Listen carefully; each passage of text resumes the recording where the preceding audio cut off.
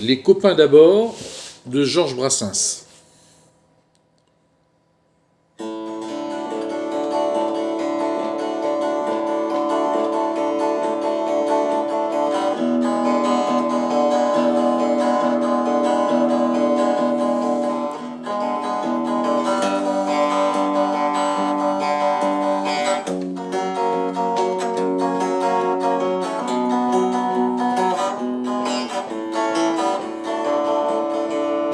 Non, ce n'était pas le radeau de la Méduse, ce bateau, qu'on se le dise au fond des ports, dise au fond des ports.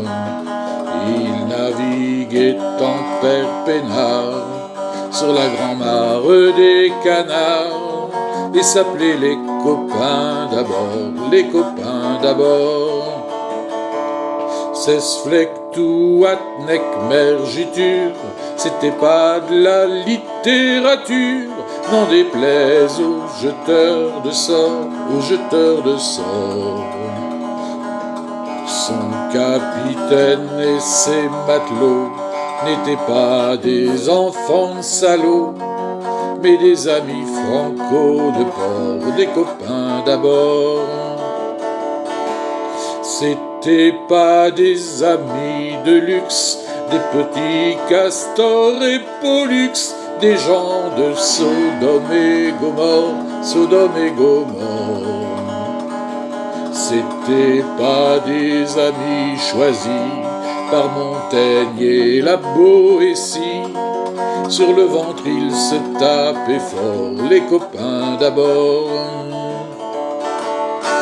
C'était pas des anges non plus, l'évangile il l'avait pas lu, mais ils s'aimaient toute voile dehors, toute voile dehors.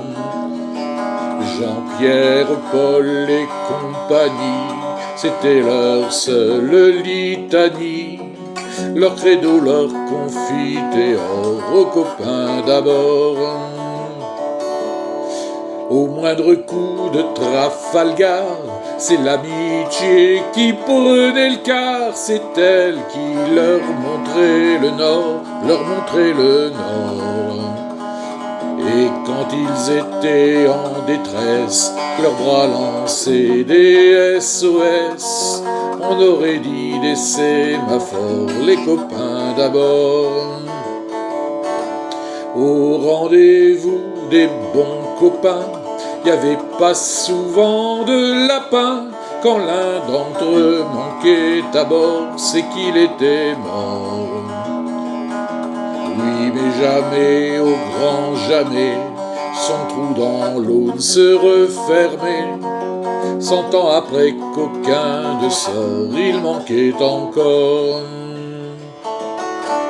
Des bateaux j'en ai pris beaucoup, mais le seul qui ait tenu le coup, qui n'est jamais viré de bord, mais viré de bord.